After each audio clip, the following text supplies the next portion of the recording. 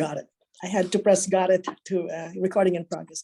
Good evening, fellow Democrats, Northern Solano Democratic Club. I'm very pleased to be here. So my 5 minute starts now, right? Okay.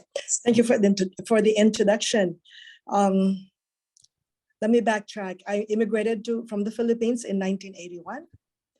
And I started serving in the community, working with nonprofits, and particularly Fighting Back Partnership, where I spearheaded the grassroots effort to address gangs, alcohol, drug abuse, teen pregnancy, and parenting in Vallejo, and focusing on 4 communities: the Filipino community, Latino, recovering community, and African-American community. So that was my first stab at getting involved with the community. In 1993, I was elected to the Vallejo School Board, served there for 12 years, already mentioned by Jeannie in my introduction. 2005, I retired from the school board. I actually lost a council election and thought to myself, I'm going to do something different. So I went back to grad school and got my doctorate degree in counseling psychology. 2007, I graduated from doctoral school and ran from the county school board, served for 6 years, and then 2013 got elected to the Vallejo City Council, and still serving to this day. And I'm starting my 10th year on the City Council, and also been serving as Vice Mayor for the last 3 years in 2021, 22, and 2023. Vallejo City Council has term limits, so my term ends in January 2025. As a council member, I have worked very hard with my colleagues, of course, because you need the majority to get things moving in the city. And I supported initiatives to maintain financial stability, create jobs by streamlining business permitting processes, collaborate with the schools and county and other public agencies to fund the youth, the arts, and homeless programs. In addition to that, as the first Filipino woman elected to public office in Vallejo and Solano County, I also am continued to be active in nonprofits and member of Optimist International of Vallejo, also Vallejo Chamber of Commerce, Filipino American Chamber of Commerce. In addition to that, I also have a 30-year career as a mental health professional. That is actually my day job.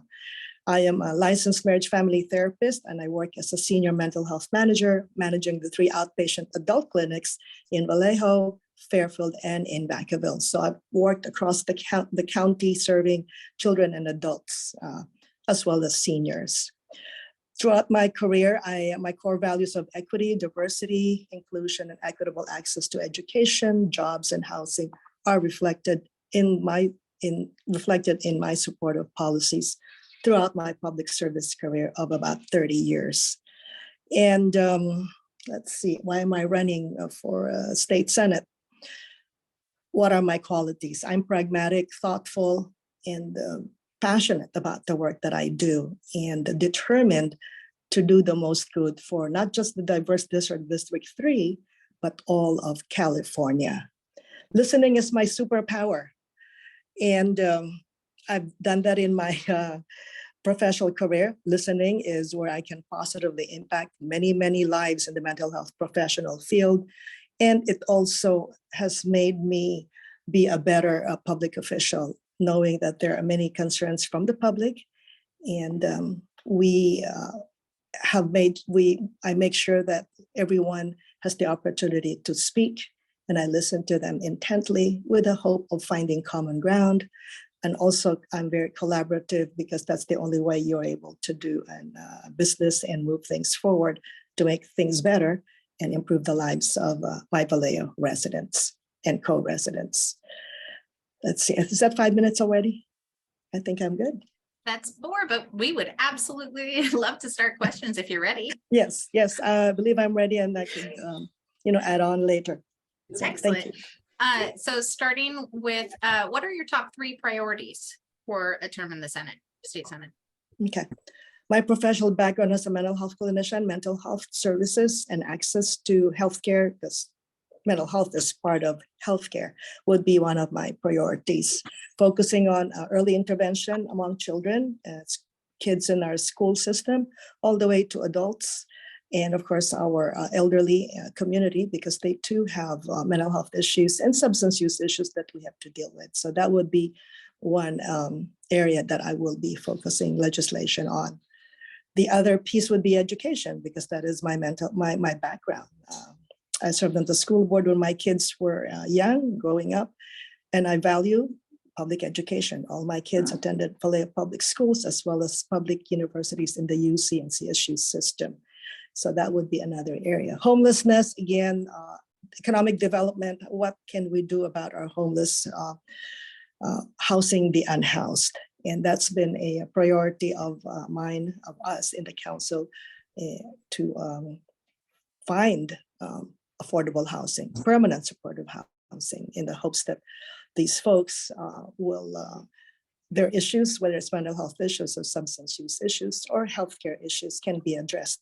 And they can only be addressed if they are in a stable environment. So those three are my priorities, for now. Since I have other priorities, but those three are the top goals. What priorities will you have for legislation to mitigate the effects of climate change? Climate change. There is already, the governor's office, of course, already has passed legislation in terms of, clean energy, climate change, addressing wildfires, because that's all being caused by climate change. So it's a very, very big aspect of climate change. We need to make sure that emissions, fossil fuel emissions, are mitigated, and we're moving towards clean energy as well as sustainable initiatives to go into electric vehicles. However, that will take some time because we are a fossil dependent society, and also the microgrid, solar, also encourage solar and energy, windmills. There's many ways to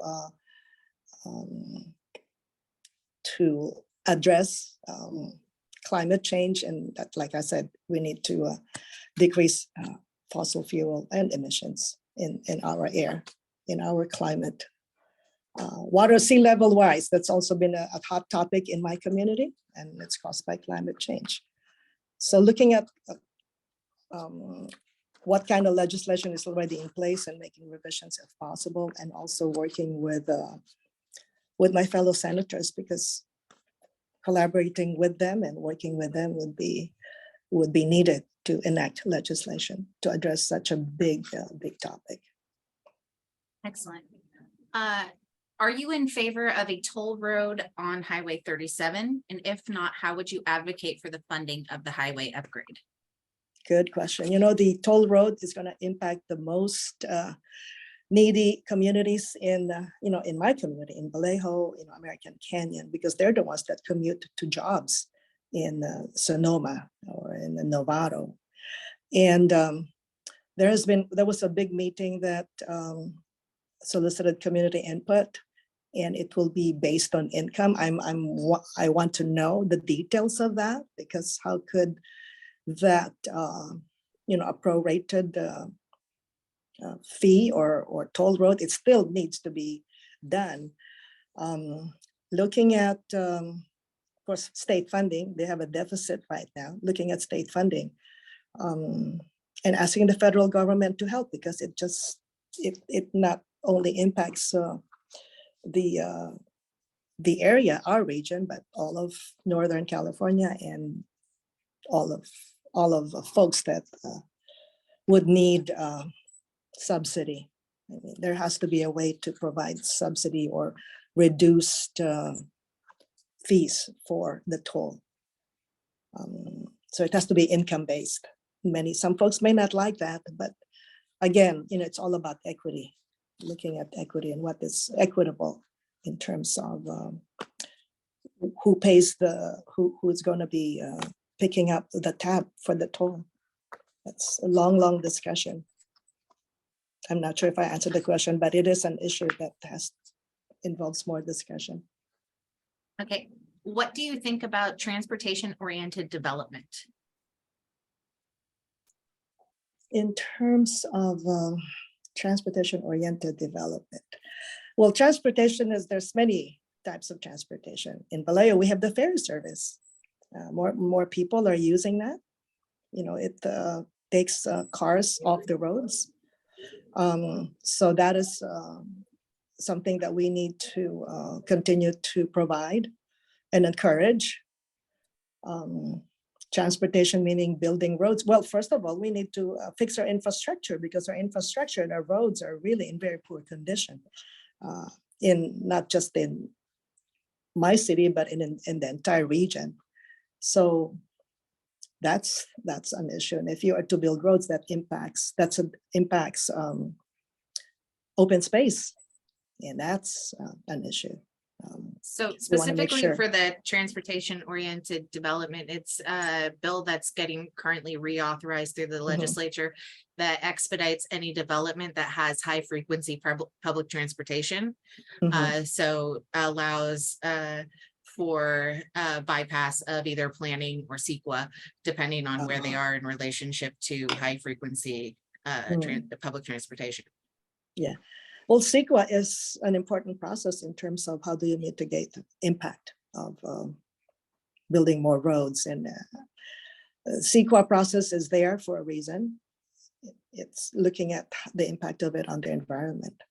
And to me, that's important. So that needs to be reviewed. And if CEQA findings says it's detrimental, then how do you mitigate? How do you mitigate that? So that so that there's, like I said, it's a process that needs to be done. Eliminating it, that's going to be a problem, I think, in my opinion. And then, who would be a person you look up to and would like to emulate in politics? Hillary Clinton in politics, and Michelle Obama. Of course, Michelle Obama is not a politician, but Nancy Pelosi. I mean, what grit, right? Of course, Dianne Feinstein. I've had the opportunity to meet Hillary Clinton in Vallejo when she came to town hall, not exactly a town hall meeting, but she came to Vallejo in June during the primary, and I was in a panel with her, side by side, elbow to elbow with her. And it was such to me, an experience that I will,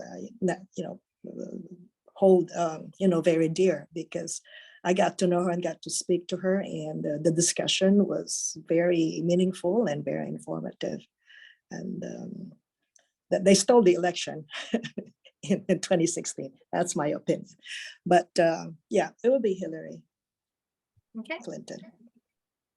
And then you were involved in quite some momentous decisions, including putting a cement factory in the waterfront in Vallejo in a low-income area.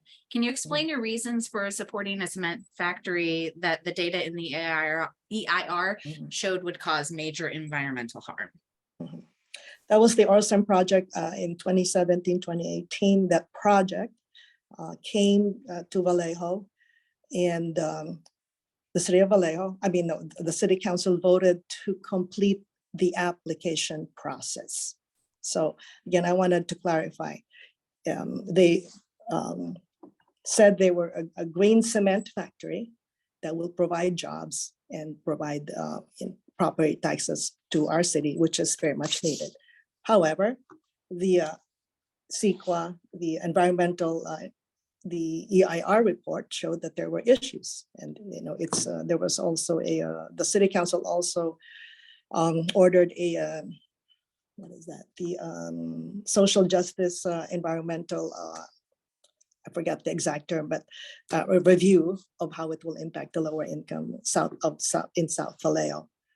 That project did not happen.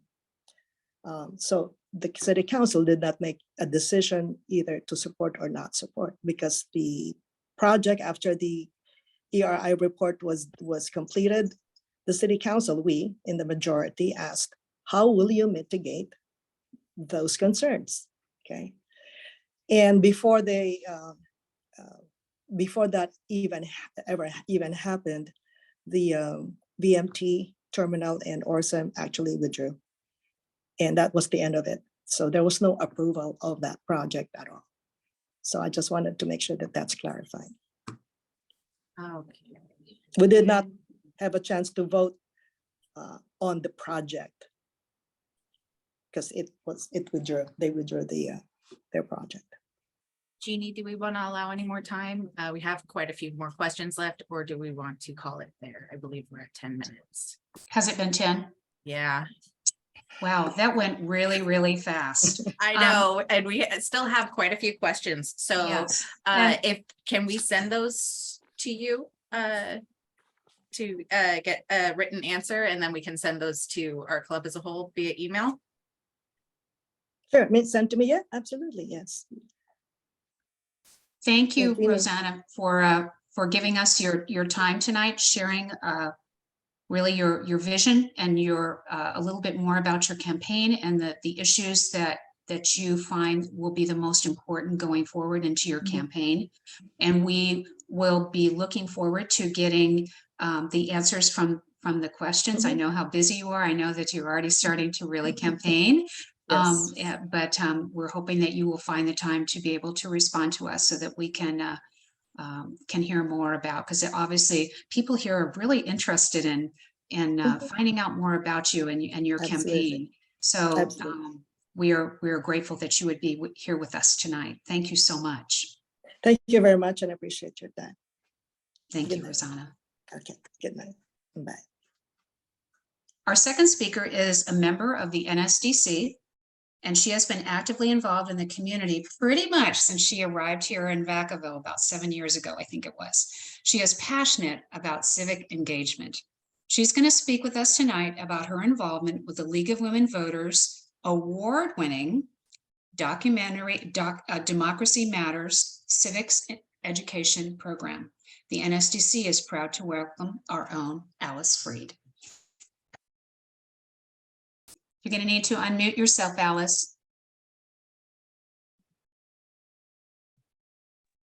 There you Am go. I unmuted now? You are. Okay. And the screen is too big and I gotta get to mine. Do you want me to share your document? Yeah, share the document with everybody. I decided to use the application form that I sent in for, okay, for the program that I started as a way to get started here tonight. And wait a minute, now that you're sharing that document, I can't get to my document. Oh, Okay, hold on. We'll stop sharing. all right. Is that good? All right, let's see. All right. Just let me do my thing. Okay, you go.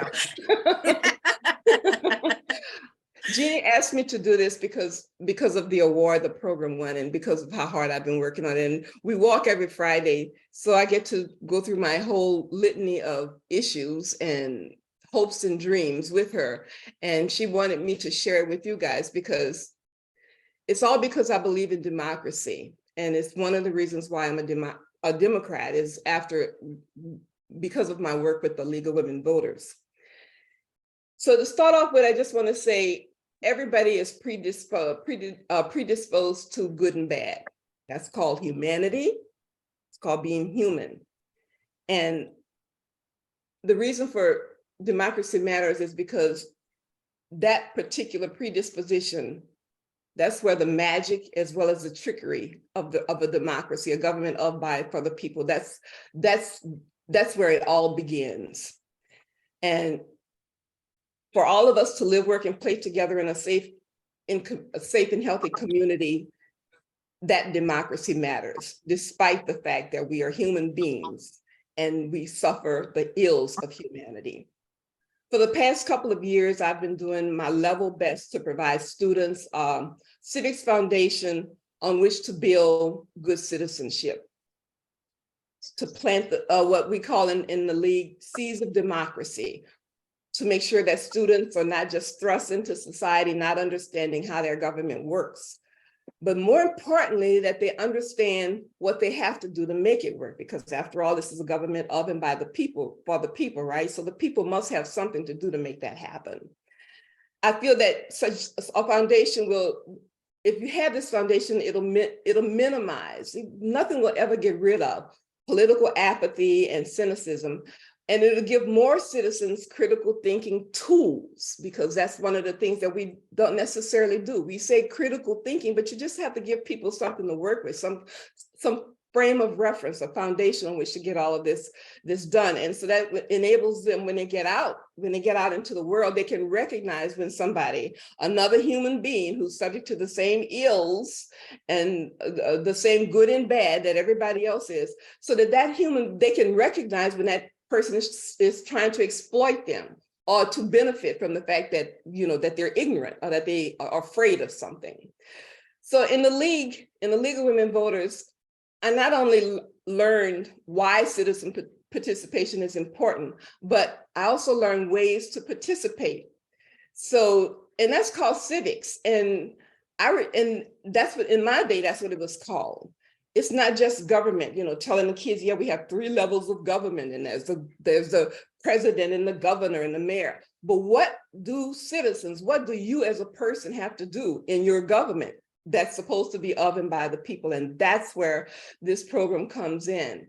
And it's called Democracy Matters, and it's a civics class. And it passes on basic citizenship knowledge, as well as giving practical ways and means, teaching the students how to perform as citizens using tools incorporated by the mission of the League of Women Voters. Those 3 tools that I picked up on was voter registration, which not only trains the students how to register to vote, but the voter registrar, we partner with them, and they come in and they show them how to register, how to vote, and how to work the polls. So hands-on knowledge. You can't knock not knowing how something does. And we've added on to that this year, where the kids will actually get a chance to go to the voter registrar's office and see how votes are counted. So you just can't go around saying my vote doesn't count, because you understand the process. And so they sort of eliminate some of that fear. The other tool is Observer Corps. In the League, we have something where you train, there's an organized way to go to a city council meeting, so the civil way. So we train the students on how to attend and participate in board and government meetings. And the kids have organized their own Observer Corps, and they will be attending city council and particularly school board meetings this year. You'll see them with their little badges on, and they know how to behave. They know when to speak, when not to speak, how to, the decorum, how to press the button. We trained them on all of that, those specific things. We had a mock city council meeting to actually do that. And in addition to actually participating in a meeting, they got to interact with the real live elected city council mayors and representatives that were elected. And then finally, it's the other thing. Nobody does a forum, a candidates forum or an information forum like the League of Women Voters. And the tools of fairness that they use train the students on how to actually conduct a forum, and these students did that. And the hands-on activity was for them to put on their own forum. And last month in April, they had a State of Education in Solano County forum. They had 4 superintendents and board members from 4 different cities in Solano County on their panel. And by the time it was over, the panelists said that this was supposed to be an activity for the students to learn, to practice something that they learned, but they ended up learning something themselves. Another question that was asked on this is what how we won the award. One of the big questions was, did you have collaborative partners in the project? Well, I did. First of all, the SYC students from the Solano Youth Coalition, elected officials who came out to, without them, it couldn't have happened, who not only integrated and talked with the students and sort of engaged with them personally, but they actually told them what they do, their feelings, why they were there. It was just a remarkable thing to hear how the students actually enjoyed and learned and appreciated actually talking to their city council representative and school board representatives. And then we partnered with the Solano County Voter Registrar of Voters, like I said, who trained the students on equipment. They came to us with all of the equipment so the students would have access to everything that they needed to register to vote, to vote, they had a ballot, and also how to work the polls. Very good opportunity. To me, this was the most important part of the program, the collaborating part.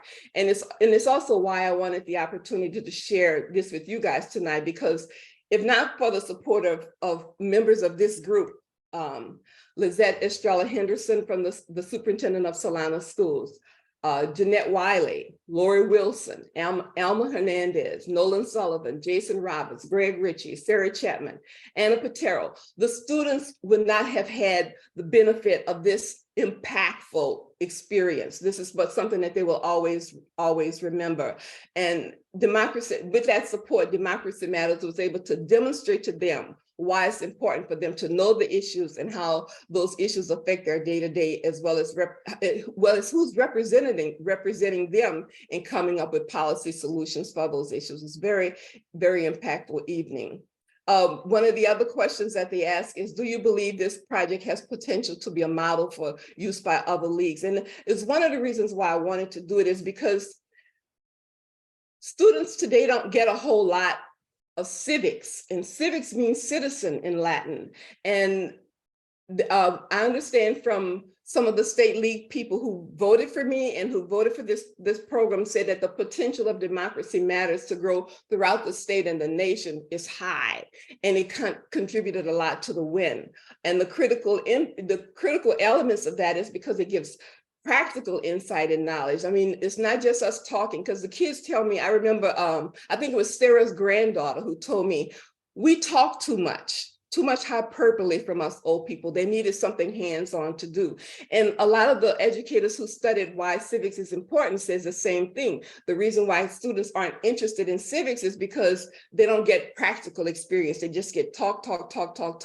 But this program is not that. They actually get practical experience, and it demonstrates to them how to communicate and how to express themselves and how to listen. This is all the this is what the kids get out of this program, other than just that you need to vote. And it teaches appreciation for the value of the role that they have to play, because part of the reason our democracy is in a flux is because people don't really know what they have to do. Just simple things like, how do you find out about your city council meeting? All of this is a part of the training. Who represents you? All of this is a part of the training. How do you go to find out all of these things? It's all a part of the training. And for these students to know that it's just that simple is very simple. I had a mother who came up to me after the forum who said that she didn't realize how much she didn't know, and how much, and she didn't realize how little she knew about how her government works. And now she understands how much she does, how much she can just find out if she just took a few minutes to listen to what her daughter was telling her from learning from our group. I'm excited about the success of Democracy Matters being recognized by the state and also by you guys and everybody that's been happening, but I'm even more hopeful for the future, because if we can thrust our kids into society with respect for human dignity, we prove that democracy matters. And if we train our students to believe in the rule of law, we prove that democracy matters. And if our youth understand that we the people, everyone has the right to life, liberty, and the pursuit of happiness, then we prove that democracy matters. So exposing students to civics, not just in dialogue, but in impactful, actual experiences, I believe this is the best way to help them recognize the value of critical thinking and active listening skills. And it teaches them how to appreciate the personal reward, what you actually gain as a human being, what you gain personally from words like, and from activity that form around consensus and public policy and community and common good and inclusion and equity and equality. These are the things that that's the benefit that comes out of this sort of training. But more importantly, I think that the students will recognize the nature of humanity and its ills. And because we're all merely just people, that the fight for democracy it's never ending. It's not going to end. But we have to prepare students in every generation after generation. We have to arm them with the ways and means to participate in government. And when we do that, we keep the promise of democracy alive. And that's what Democracy Matters is. And thank you very much. Thank you very much, Alice. You are a true inspiration, and we are super proud of you, and really, really admire all your efforts, not only when you bring them to us so that we can share with what you're doing, but you're really making an impact in our communities. And so kudos to you for everything you do. So thank you for sharing that. Thank you. We're now going to move on to the business portion of the meeting, and we're going to start out with the presentation of the minutes from our last meeting. I'm going to turn this over to Vice President Routson Thomas. Okay, just so everybody knows, I will be stopping recording because it's a little boring. Our business is not the most exciting.